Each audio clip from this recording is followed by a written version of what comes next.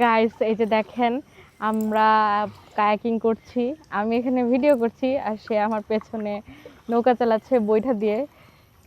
খুব সুন্দর করে সে খুব সেফলি বোটিং করছে আর আমি তার কিছু ক্লিপ রেখে দিচ্ছি মেমোরিজ হিসেবে। আমি জানতাম না সে এত প্রফেশনালি বোট চালাতে পারে।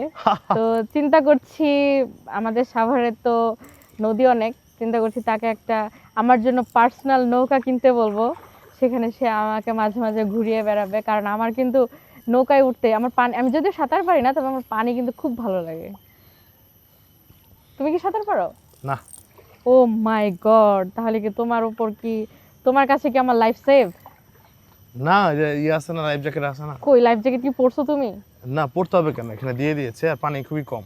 ও মানে যদি কিছু হয় সেক্ষেত্রে পরবর্তীতে আমরা লাইফ জ্যাকেট পরবো, ব্যাপারটা কি হুম, এরকম? হুম, ও আচ্ছা, মানে পানির নিচে ডোবার পরে লাইফ জ্যাকেট পরবো, ব্যাপারটা এরকম? হুম।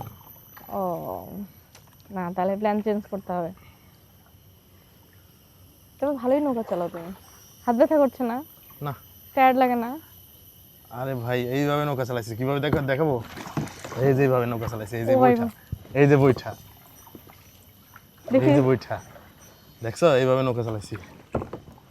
এটাতে এইভাবে চালায় না, এটা চালাইতে হয় হলো এইভাবে, এই যে সফট নৌকা চালাইতে হয় এটা।